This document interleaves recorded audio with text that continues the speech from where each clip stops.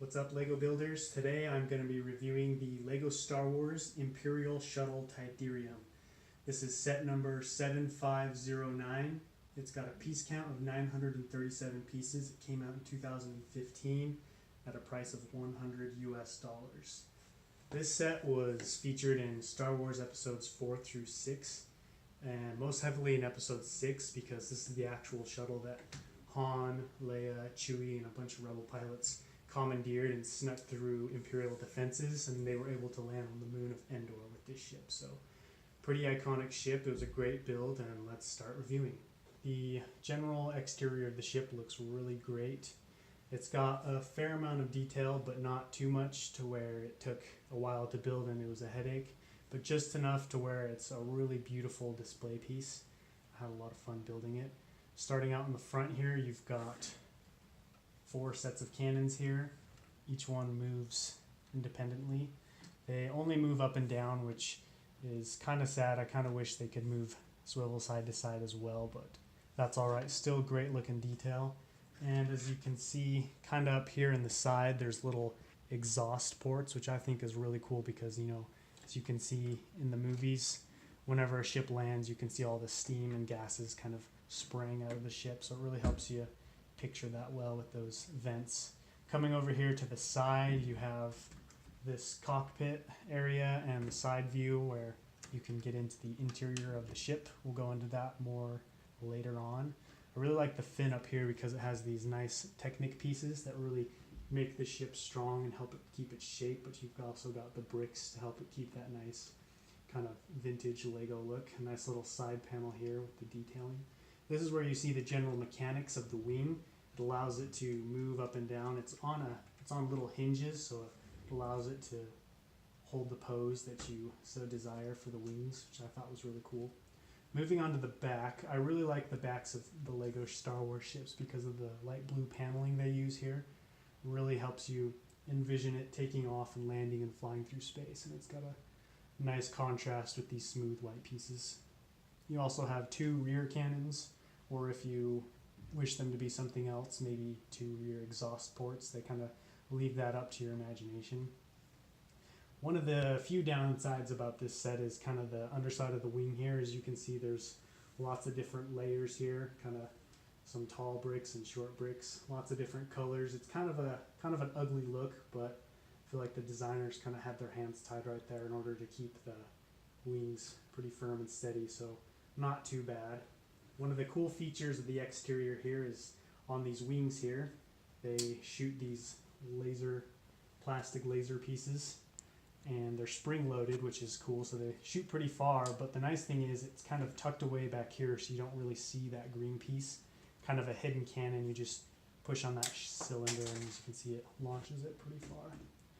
That's it for the exterior. Moving on to the interior here, you can store troops and guys in there. Let me get a light so you can see in there better. So you can see you got 2 seats, one right here in the front, one in the back.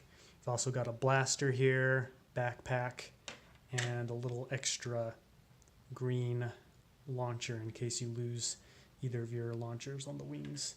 So 2 guys on this side, and then moving over to the other side, you have kind of the same opening area, but instead of a second seat, you have this little canister that you can use to store whatever you want in there, and that just goes in the back of the ship right there. So 1 seat, and then another extra blaster right there. So that just folds down like that. Moving on to the cockpit area, as you can see, it opens up like that. In the actual movie, the cockpit, the ramp lowers from down there and they walk up into the cockpit, but obviously they were kind of it was kind of hard to do that with this ship, so they just went with the top opening instead. You can stick a guy in there, you just take the blaster off, and there's no studs on the seats, so you kind of just have to tuck him in there, and he just sits in there like that. There's also some really beautiful stickers in there, if you can see. You got a nice little cockpit area, you got some levers and some buttons and all kinds of futuristic Star Wars stuff we love to see in the ships. And so he just goes in there and closes down the top like that, and you're ready to fly. That's it for the exterior and interior of the ship. Last but not least, we have the bottom of the ship. You can see it's got landing gear. This is landing mode, like that, and then they can be tucked back away for flying mode. Obviously, they're both still kind of hanging from the bottom there, but still kind of a fun little play feature there. You also have this boarding ramp, which allows you to walk your guys up in there. It's kind of a small space. Can't really fit a guy on the ramp and then close it, so you kind of have to use your imagination right there, but it's just this little lever piece raises and lowers it, which is kind of a fun play feature. So that's it for the review of the set. Next we're going to move on to the minifigure portion.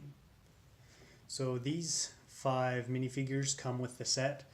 These 4 are exclusive. They can only be found with this Imperial class shuttle, the Tydirium.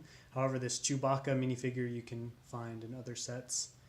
So pretty great selection minifigure wise. I really like the minifigures here. I'm just going to do a quick overview of what each one looks like now. Okay, we're going to start off with Han Solo here. He's kind of traded in his traditional vest and white shirt for this more tan looking jacket, but he's still got his devil may care smile and face. He's got a blaster as well, a little holster or pouch down there for supplies. Pretty good looking minifigure. Of course, you can't have Han Solo without his buddy Chewbacca. And here we have the newest Chewbacca minifigure. It looks really good.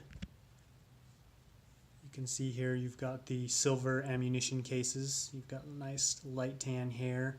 Really good detailing on the face and his classic crossbow. Really like this minifigure. Really good looking minifigure. And next up you have the 2 Rebel Troopers that come with this set. Mostly identical except for a few things. First off, as you can see, this is kind of the younger, wide-eyed new recruit. Kind of got a little smile going there, excited to be here, whereas you have the grizzled sergeant over here. He's got a little bit of facial hair. I don't know if you can, the camera's picking that up, but he's got kind of a beard, kind of a frown. He's been through one too many fights in his life. The torsos are roughly the same, except for in this case, he's got a tan jacket instead of the green camo that everybody else has been sporting. Last but not least, you have the beautiful Princess Leia in her camo garb as well. She's got a little snack here and a small blaster. One thing I really like about this set is this kind of camouflaged poncho she's wearing. It's made out of some kind of soft cloth and really adds to the detail, I feel like, with her. Really good looking minifigure. That's it for the overall general review of the set and minifigures. After each set I review, I want to give you guys kind of my personal thoughts and opinions on the ship and minifigures. As far as the ship goes, I love this set. It was so much fun to build. Lots of detail, really lots of fun altogether, and a fair amount of playability with the movable guns and blasters and the foldable wings. But what I like most about this ship is the iconic Star Wars look it captures. So you can see here it's got the tall fin up top with the wings that, when properly folded down, really give you a nice steep angle. I love this look personally. I really feel like it signifies like this is a Star Wars ship.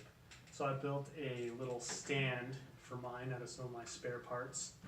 I kind of just set it down on here.